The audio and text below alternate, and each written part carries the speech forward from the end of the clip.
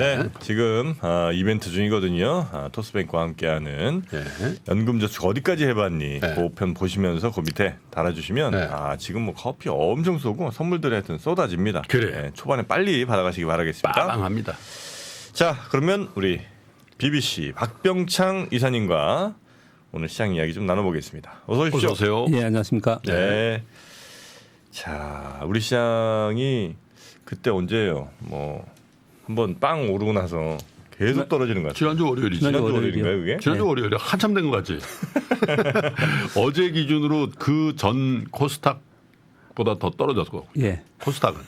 지난주 월요일 날 7% 이상 상승하고 네. 계속 하락했습니다. 네. 그래서 그 상승 시점보다 더 빠졌습니다. 아니 그러니까. 공매도만 오르면 미친 듯이 올라간다며. 이거 어떻게 된 거야? 그런 얘기하는 사람 다 어디 갔어 이거. 아이 참나. 네, 미국 시장은 뭐 견조합니다. 우리 시장은 개별 종목 위주로 매물을 맞고 있어서 분위기는 좋지 않은 상황인데 네. 미국은 어제 혼조로 마감했습니다. 다우 0.16 상승, 나스닥 0.22 하락, S&P 500 0.08% 하락을 했는데 오른 게 있잖아요. 오른 걸 생각해 보면은 뭐 빠진 것도 아닙니다. S&P 500이 지금 4,411포인트예요. 4,100포인트를 깼냐 마냐 뭐 이런 얘기를 했었던 건데 4,400포인트 위에 있습니다. 그런 가운데 악재도 나왔었죠. 무디스에서 미국 신용등급 전망 하향 조정이 있었습니다. 그러면서 국채 수익률이 소폭 상승했어요. 그래서 아침에 하락 시작했거든요. 근데 곧바로 반등을 하더라고요. 그래서 특별한 이슈가 어저께 사실은 없었습니다. 네. 그럼에도 불구하고 시장이 상당히 견조했다라고 보시면 될 것 같고요. 아마도 뭐 미중 정상회담이나 뭐 이런 것들을 좀 기다리지 않나. 그리고 CPI 오늘 밤에 발표되거든요. 이런 부분도 좀 기다리지 않나 생각을 하고 있고요. 그리고 아까 잠깐 언급을 좀 하시는 것 같던데 월가 IB들에서 내년 전망 보고서를 내놓고 있는데 내년도에 연준에서 금리 인하를 전망한다 이런 얘기들이 계속 나오고 있습니다. 이건 제가 가끔 말씀드리고 있는데요. 연준은 경기가 급격히 둔화되지 않을 것이고 그리고 고금리를 계속 유지할 것이다라고 얘기를 하고 있고 월가에서는 경기 둔화와 함께 금리 인하할 것이다라고 서로 상충된 얘기들을 계속 얘기를 하고 있어요. 그래서 그것이 서로 상충되고 그래서 마찰을 일으키면서 시장이 변동성을 주는 그런 모습을 좀 나타내고 있는데 아무튼 지난주에도 그랬고 이번 주에도 그렇고 미국 시장은 상당히 견조하게 움직이고 있다라고 보시면 될 것 같고요. 섹터로 보면은 어제 뭐 애플이나 아마존이나 이런 좀 이렇게 빠지긴 했지만 전반적으로 기술주나 성장주 쪽으로 좀 괜찮은 편이고요. 그리고 산업재도 좀 괜찮은 편이고요.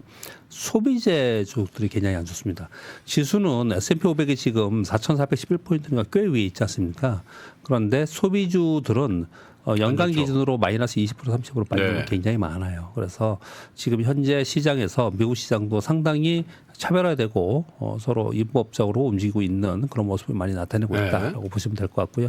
어제 테슬라가 약 4% 오른 것이 가장 특징적으로 움직임이 나타났습니다. 어제 우리 시장 코스피 0.24% 하락을 했어요. 어제 말씀드린 바와 같이 흐름을 가만히 보니 외국인들이 지금 우리 시장에서 급격하게 팔거나 이런 부분 좀 아니거든요. 특히 우리나라 전체 시장의 선물 매도는 있지만 반도체를 계속 사고 있는 상황이에요. 삼성전자와 아이스케어 하이닉스를 사고 있거든요. 그래서 상대적으로 코스피가 견조한 모습을 나타내고 있고요. 그에 비해서 코스닥은 어제 1.89% 하락을 했는데 코스닥이 내리 매물을 맞고 있는 그런 상황입니다. 어제 기분이 좀 안 좋았고 전체적으로 좀 시장을 좀 좋지 않게 보는 이유 중에 하나가 미국이 연 2주 동안 급등을 했습니다. 지난주 금요일에 급등을 했잖아요. 어제 0.9% 정도 거의 1% 가까이 갭상승 출발했어요. 그러면서 곧바로 매물 나오면서 그냥 하루 종일 내리는 그런 모습을 나타냈습니다. 특히 코스닥. 예. 그러니까 좋지 않죠. 근데 어제 거래 대금을 보더라도 코스피는 약 6조, 코스닥은 약 6.6조 정도 됐어요. 네. 엄청나게 줄었죠. 다시. 네, 거래 대금이 이렇게 급감한다는 얘기는 매수세가 없다는 얘기고 일부 매도가 나오면 그냥 종목들이 하락폭이 깊게 나타나고 있는 현상이 나타나고 있는 이유이다라고 보시면 될 것 같고요. 네. 국내 기관들이 코스닥을 집중적으로 매도를 했는데 반도체, 2차 전지, 바이오 등 개별 중소형주에 전반적 매도를 했는데 어제 가만히 보니까 지금 여러분들이 궁금해하시는 그 2차 전지는 이제 매물 나왔고 벌써 이제 논쟁에서 물러나 있고요. 한 뒤로 좀 빠져 있고 왜냐하면 2차 전지의 큰 움직임이 지금 없으니까. 그런데 이제 반도체가 좋았단 말이에요. 지난 2주간. 네. 그런데 이제 반도체가 신고가는 종목이 발생을 합니다. 이렇게 설명을 좀 드렸는데 그 종목들이 어제 크게 맞았어요. 많이 하락을 했는데 이제 파도 영향이 좀 있었고요. 네네. 그리고 실적 발표들을 하는데 실적 미스 종목들이 좀 나왔습니다. 대표적으로 한미반도체가 나왔고요. 그래서 한미반도체 어제 외국인들 대량 매도가 나오면서 빠지면서 전체적으로 끌어내리는 그런 역할을 했는데 뭐 제일 잘 나갔던 주식이죠. 예. 주가로는. 예, 그런데 어제 실적 발표들을 저 코스닥 종목들을 보면요. 호시적 발표한 종목들도 많았거든요. 음흠. 같이 맞았어요. 그러니까 실적 잘 나왔는데도. 예, 예. 그러니까 지금 제가 보기에는 어떤 느낌이냐면 많이 올랐던 종목들 있잖아요. 올랐던 종목들을 차익 실현하면서 다 매물 나오는 그런 흐름으로 좀 보여집니다. 네. 그러니까 이미 많이 빠져 두들겨 맞고 많이 빠져서 아래에 있는 종목들 있잖아요. 그런 종목은 크게 하락하지 않아요. 어제 코스닥 하락하는데 어제 2차전지 어땠습니까? 2차전지 하락 안 했어요. 그래요? 예, 먼저 빠진 많이 종목들은 빠지지 않았고요. 그동안에 이제 신고가 나면서 올랐던 종목들 있잖아요. 네. 그런 종목들은 뭐 제가 보기에는 실적 무관하게 뭐 실적 미수도 있었지만 전체적으로 매물이 나오면서 코스닥 시장을 이제 깊게 하락시키는 그런 모습을 나타내고 있다. 그렇게 좀 보시면 될 것 같습니다. 네. 오늘 미국 10월 CPI 발표가 되고요. 이거는 지금 전달하고 뭐 비슷하지 않을까 또는 소폭 하향되지 않을까 헤드라인은 이렇게 좀 예상하고 있는 것 같고요. 오늘 MSCI 반기 리뷰가 있습니다. 오늘 이제 종목별로 좀 움직임이 있을 거고요. 마이크로소프트가 이제 행사를 하는데 신기술에 의한 어떤 것이 발표될지 이런 부분에서 이제 시장이 신경을 좀 많이 쓰고 있는 겁니다. 특히 마이크로소프트에서 실적 발표를 하면서 그 소위 그 AI용 칩이 있잖아요. 여기에 대해서 어떤 얘기가 나오는지를 시장에서 가장 관심 있게 생각합니다. 참고로 말씀을 좀 드리겠고요. 미국은 지난 2주 강세 그리고 악재 출현에도 견조한 움직임을 보이고 있습니다. 기준금리 고점 인식이나 미중 정상회담에 대한 기대가 있지 않나 저는 그렇게 좀 보여지고 있습니다. 일단 지수 하단을 확인을 했어요. 그리고 나서 추가 상승을 해야 되는데 추가 상승의 모멘텀도 딱히 있는 건 아니잖아요. 그러니까 시장은 종목별 섹터별로 대응하면서 새로운 모멘텀을 이제 기다리는 그런 심리가 지금 작용을 하고 있다. 견조한 흐름에서 그냥 좀 기다리는 분위기다. 이렇게 보시면 될 것 같고요. 우리나라는 이제 수급으로만 지금 뭐 거의 시장이 변동성이 굉장히 크게 주고 있습니다. 수급으로 움직이는 가운데 거래대금이 급감했다는 얘기는 매수세가 부재한다는 얘기예요. 그래서 조금만 매도가 나와도 좀 깊게 하락하는 그런 현상이 다시 재현되고 있는 그런 상황입니다. 네. 그런 가운데 상대적으로 코스피가 좀 안정적으로 움직이는 이유는 선물을 매도를 하지만 반도체의 시가총액 상위 종목을 매수함으로써 코스피는 상대적으로 좀 강세를 보이고 있는 상황이고 그런 가운데 이런 얘기를 합니다. 빈집이란 표현을 많이 아시잖아요. 우리 찬집이란 표현을 안 쓰는데 누가 그런 표현을 썼더라고요. 풀로 차 있는 집. 무슨 표현이냐면 외국인이나 특히 국내 기관들이 풀로 채워서 그동안에 주가를 올려서 주가가 올라간 종목들 있잖아요. 네. 이런 종목들은 다 두들겨 맞는다는 거예요. 지금. 그래서 오히려 빈집들의 수익률이 좋고 빈집들의 움직임이 좋고 그동안에 좋다고 해서 올라왔던 그들이 가지고 있던 종목들은 매물을 나오고 있다. 이렇게 표현을 좀 많이 하고 있습니다. 찬집을 어떻게 우리가 구분해? 예를 들어서 외국인 뭐 보유 비중 20%에 이게 많이 들어간 건지 적게 들어간 건지를 알 수가 없잖아요. 최근을 보는 매매 동향을 보면 네. 매매 동향이라는 걸 치면 기관, 개인 외국인 이렇게 있잖아. 외국인 기관이 양매수해서 쭉 사들어간 얼마나? 거죠. 얼마나? 그건 이제 직관적으로 보면 되지. 그냥 많이 들어왔다 판단하면 돼. 많이는 딱 느낌이 오지 않아요? 보면 이게 딱 보면 그럼. 그냥 전체 비중에서 몇 %를 하는 게 아니고요. 네. 주가가 일어서 2만 원에서 5만 원까지 올라왔어요. 네. 근데 계속 기관들이 사면서 올라왔어. 네. 그럼 이제 기관들이 그걸 사면서 채워 넣으면서 올라온 거잖아요. 네네네. 최근에 2, 3개월 정도 이렇게 보는 거죠. 한 2, 3개월 정도. 예, 예, 예. 그렇게 기간이 있으면 좀 편하겠어요. 예, 예, 예. 근데 이게 뭐 한 달을 봐야 되는지. 근데 이제 아마와 프로의 차이가 그거더라고. 아마 시전에는 네. 딱 보면서 매매도 봐봐. 이 외국인 쫙 사서 들어오지. 네. 야 이건 간다니까. 그러면 이제 거기서 사라 그래. 개인한테. 네. 대부분 프로들은 거기다 줘버려. 외국인들이 엄청 많이 들어온. 특히 개별 종목은. 야 외국인들이 이렇게 들어왔으면 가는 거야. 이렇게 이제 이거 사라고 추천하는 게 아마. 그다음에 야 다 찬 것 같다. 이제 팔아라. 이렇게 하는 게 이제 프로. 찬집. 거기 이제 찬집이에요. 주가의 움직임에 하고 이제 둘이 연결해서 이렇게 보는데 최근 들어서 그런 현상이 많이 나타나더라 이렇게 말씀을 좀 드리는 겁니다. 지금 반도체가 찬집 아닙니까? 지금 최근에 그러니까 어제 맞은 거예요. 아 그래서 어제 좀 맞는 거예요. 찬집이 영어로 하면 풀집이라고. 풀. 풀집은 또 뭐예요? 그러니까 이제 그게 콜드집이 될 수가 있어. 아 풀집이 네. 콜드집이 될 수 있다. 풀하우스가 콜드하우스가 될 수 있어. 아하 이것도 방금 또 이렇게 막 생각했지. 생각하셨네. 네. 이제 근데 지금 상황에서 현상 지금 기간 동안의 수급 쪽 움직임 우리 시장은요. 이런 생각 안 해보셨어요? 아침에 뭐 시험 방송 하면서 할 얘기는 아니긴 하지만 우리가 맨날 이런 얘기 하잖아요. 주식 투자는 기업의 가치를 보고 가치 투자를 해야 된다. 이런 얘기를 하잖아요. 네네. 그런데 또 웃으시는데 어쩔 때 보면 뭐 가치고 뭐고 간에 수급으로 막 움직이고 가치 전혀 없는 주식도 막 움직이고 그러지 않습니까? 맞습니다. 또 그런 구간 들어가면은 야 그런 거 필요 없어. 결국은 수급이야. 수급이 장땡이야. 수급 보고 가야 돼 이러잖아요. 그러다가 또 가치가 없이 수급만으로 올랐던 종목은 또 원위치 하지 않습니까? 또 폭락해요. 역시 주식은 가치야. 이게 왔다리 갔다리 하는 게 주식 투자예요. 그 사이에서 막 왔다 갔다 하거든요. 근데 중요한 건 뭐냐면 우리의 생각이 거기서 왔다 갔다 하면 안 되고 시장이 그런 구간이 있다는 걸 우리가 인지하는 게 중요한 거죠. 내 생각이 바뀌면 안 되고 시장이 왔다 갔다 그렇게 하는 거예요. 네네네. 근데 지금의 상황에서는 수급적 영향이 훨씬 네. 더 큽니다라고 자꾸 시황에서 얘기를 하잖아요. 그러니까 이런 현상이 벌어지고 있다라는 거예요. 지금 소위 찬집이라고 얘기해서 매물 나오는 종목들 그런 종목들이 그러면 기업 가치나 향후 미래 이익 성장이 없어서 파는 거냐, 껍데기냐. 그렇게 또 판단을 해봐야 되는 거거든요. 그런 부분들을 좀 골고루 생각을 해야 됩니다. 네. 여하튼 간에 지금은 우리 시장은 뭐 공매도 금지 조치 이후에 더더욱 수급적 요인으로 그냥 많이 갔고 또 원래 그 연말에는 수급 요인이 훨씬 더 강합니다. 시장에서는. 왜냐하면 클로징 하는 쪽도 있고 또 요걸 이용해서 사는 쪽도 있고 또 단기적으로 트레이딩을 해서 이익 극대화하려는 쪽도 있고 액티브들이 움직이기도 하고 그래서 네네네. 수급적 요인이 훨씬 더 강해요. 연말쯤엔 특히 더. 예, 연말 됐는데 내년 바라보고 지금부터 사서 들어갈 거야. 이렇게 잘 안 할 거 아니에요. 그렇죠. 그러니까 수급적 요인이 훨씬 더 강한 그리고 겁니다. 지난주 월요일 날 사실 거래량이 폭증했기 때문에 네. 개별 종목들 그때 손바뀜이 상당히 많이 됐어요. 많이 됐습니다. 예. 냉정하게 던진 사람 예. 지금이라도 받아야 된다고 들어간 사람들이 극명하게 지금 바뀌었기 때문에 맞습니다. 일단 그 상태에서 프리즌. 네. 적절한 표현이 좀 맞습니다. 지금 그러니까 시장이 좀 침체 분위기가 들어가는 거예요. 프리즈라는 표현을 쓰잖아요. 그러니까 좀 좋지 않죠. 표현을 뭐 우울하다는 표현까지 쓰는 보고서도 있더라고요.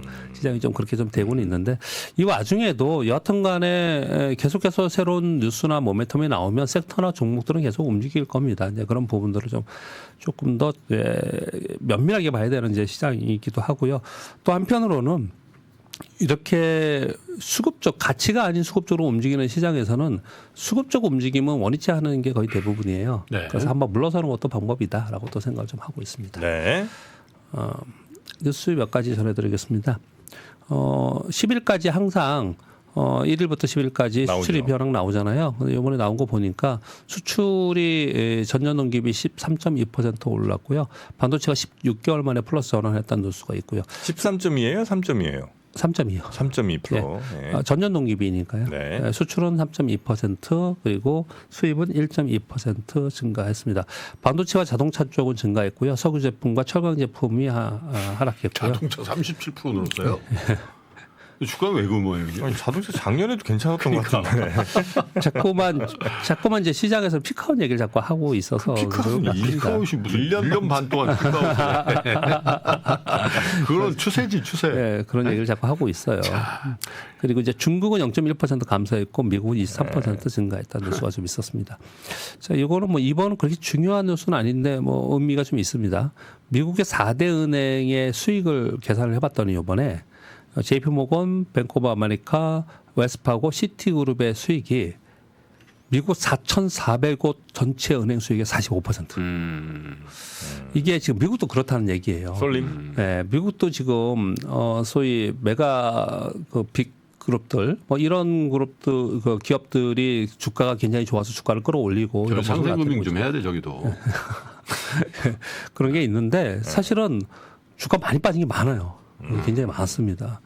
그래서 미국도 전체적으로 좀 쏠림 현상이 많이 나타나고 그 우리 팬데믹 이후에 밈 현상이 있었잖아요. 네. 그런 현상이 여전히 있다라고 많이 좀 얘기를 좀 하고 있는 상황이고요. 어제 지난주 금요일 상승하고 어제 견조했던 것도 미국의 그 월가 자료들 보면은 포모 현상이 나타나서 이렇다. 이 와중에 또 그런 얘기를 해요. 네네. 그러니까 여기서 지금 잘못했다가는 또 놓친다 이런 얘기까지 지금 미국에서 나오고 있는 그런 상황이거든요. 왜? 일부 종목들이 가는 종목이 계속 가기 때문에 이런 현상이 나타나고 그렇죠. 있다라는 마이크로소프트 거예요. 사상 최고가예요. 거의. 그러니까 사상 최고가란 말이에요. 근데 그런 현상이 계속 나타나고 있다라는 거고 이것도 우리나라도 거의 비슷한 현상이 계속 이루어지고 있는 상황입니다. 그러니까 주식시장 내부의 수급적 요인으로 차별화가 많이 발생이 되고 쏠림 현상은 계속해서 있어 왔는데 더 많이 이루어지고 있다. 그렇게 좀 말씀을 좀 드리려고 합니다. 네. 그리고 현대차가 어제 울산 전기차 전용 공장 기공식을 했습니다. 전기차 수요 둔화 기자가 이렇게 질문한 거예요. 전기차 수요 둔화 우려를 하고 있는데 이렇게 대규모로 전용 공장 기공식하는 이유가 있냐? 그랬더니 얘기하기를 전기차 수요 증가는 대세이다. 지속적인 투자를 할 것이다라고 지금 얘기를 하면서 어제 기공식을 좀 했습니다. 뉴스도 어제 많이 있었고요. 근데 현대차가 문제가 미국 공장 노동자들이라나 거기 임금을 많이 올려줬더만. 아 그래요? 응? 그러니까 그게 걱정이에요. 그러면 임금 많이 올렸더라고요. 거기 10몇 퍼센트 예, 막 10몇 이렇게 퍼센트 오르잖아. 올렸습니다. 그러면 너 울산에서 예. 뭐야 우리는?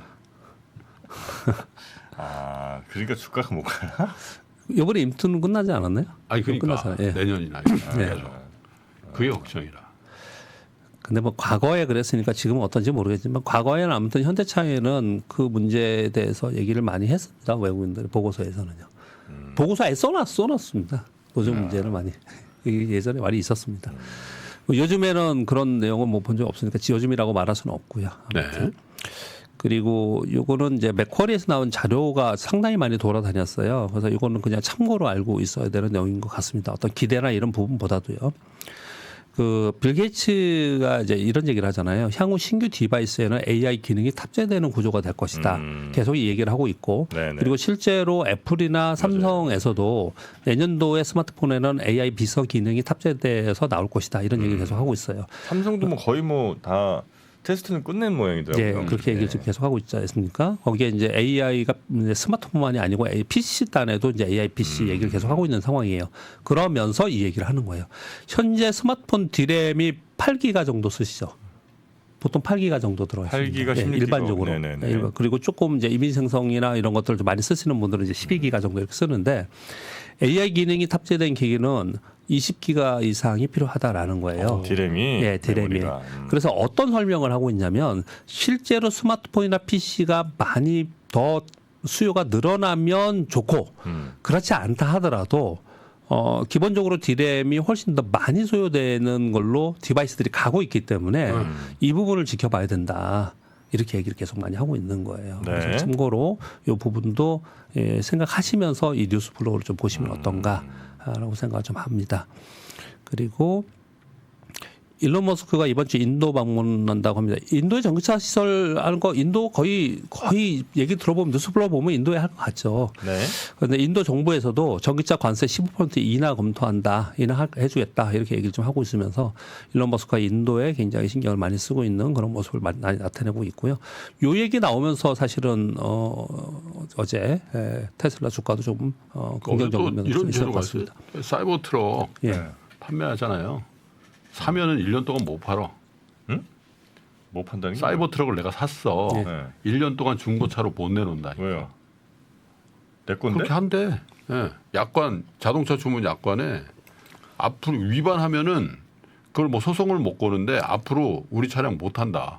안 판다 니한테. 네. 아니, 내가 내 돈 주고 샀는데 그거. 아 그러니까. 참 테슬라도 대단합니다. 아, 배짱이네 완전. 근데 뭐하러 왜 그러지? 중고차 값이 더 올라갈까 봐 그러나? 아, 그 이제 수량이 충분치 않으니까 그러니까. 이 리셀 막 해갖고 더 웃돈 받고 이런 거 맞겠다는 네. 것 같군요. 네. 아, 아 그게 아니라 손해보상을 요구할 수가 있네. 누가요? 테슬라가 팔면은 차량 소유권 이전을 막기 위해 금지 가처분 구제를 요청하거나 $50,000 판매 또는 양도대가로 받은 금액 중 더 큰 금액을 손해배상할 수 있다. 그렇게 약관에 넣어놓는다. 이거 판매 약관에. 야, 진짜 대단하다 진짜. 네, 그거 각오하고 살라는 거지. 네, 사이버 트럭. 네. 그리고 파도 얘기가 엄청나게 화두가 아유, 많이 됐습니다 이번에. 네네네. 그래서 감독원에서 상장 주관사 점검을 해보겠다라는 라는 뉴스가 좀 나와 있는 상황입니다. 네. 뭐 이것도 후속 노선 나오겠죠. 이렇게 보시면 좀 될 것 같고요. 그래서 이거 관련해 가지고 어제 이제 반도체 관련주들이 많이 빠지고 하다 보니까 의견들이 어제는 반도체 얘기가 굉장히 제일 많았습니다. 그래서 거기에 대한 의견들이 뭐 찬반론도 있고 여러 가지가 많았는데 요런 뉴스들이 좀 있었습니다. 물론 반도체 쪽에 좀 옹호하는 쪽에 이제 기사들이 훨씬 더 많이 나와 있긴 했어요. 왜냐하면 한미반도체에서 공식적으로 우리가 왜 이랬고 충당금이 있었고 앞으로 좋아질 거다 이런 얘기들이 좀 있었거든요. 그래서 그런 것들을 받았었기 때문에 그렇긴 한다는 거를 전제하면서 말씀을 좀 드리겠습니다. 그래서 지금의 상황은 지금 뭐 이것을 일시적으로 하락이다 또 그렇기 때문에 뭐 저가 매수해야 된다 이런 의견들을 주는 건 아니지만 지금 상황이 왜 벌어졌는가에 대해서 의견들을 얘기를 좀 하는 겁니다. 일단 반도체 가격 반등은 이번 4분기에 시작을 했잖아요. 그래서 실제로 반도체 가격이 실제로 반등하거나 공급 부족이 가능하다 뭐 이런 뉴스들이 나오는 건 그냥 뉴스들 뿐인 거잖아요. 그래서 그것을 대비하면서 시설 투자를 한다는 거는 이번 4분기 또는 내년에 할 거고 그러니까 당연히 소부장들은 그런 것들을 반영할 수 없는 상황이 다 지금 현재 상황은 이거는 이제 그때 가봐야 되지 않냐 이런 의견이 한 축에 또 있는 거고요. 또 한 가지는 요 참고라고 해서 제가 쏜 내용들인데 이거 많이 돌아다니는 내용이라서 그냥 가져왔습니다. 이게 생각을 해보시면 챗 GPT가 작년 11월에 나왔거든요. 그러면서 AI GPU라고 하면서 HBM 얘기한 거는 올해 5월 엔비디아 실적 발표하면서 처음으로 얘기를 한 거예요. 그리고 실제로 HBM이 중요하다. 이제 HBM 해야 돼라고 한 거는 SK 하이닉스가 7월에 실적 발표하면서 이제 본격적으로 하겠다고 얘기한 거예요. 그래서 실제로 HBM 관련주라고 하면서 주가가 올랐지만 기대에 의해서 오른 거지 HBM 관련주들이 실제로 수주를 받고 움직인 거는 4분기 거의 다 돼서입니다. 9월 10월 돼서인 거예요. 그러니까 이들은 이렇게 변명을 하는 거예요. 이게 지금 이제 내년에 좋을 거라고 하고 이제 수주를 받기 시작했는데 이번 3분기 실적에 반영이 안 됐지 않냐는 거예요. 그렇게 얘기를 하는 거예요. 그러면서 향후에 이런 것들이 반영되면서 좋아질 거다라고 지금 실적 발표를 하면서 얘기를 좀 하고 있는 상황이에요.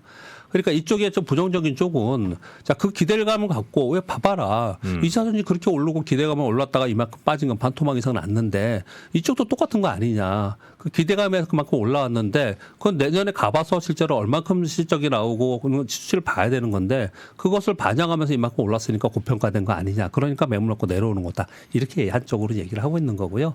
또 한쪽은 이 날짜 스토리를 잘 봐라.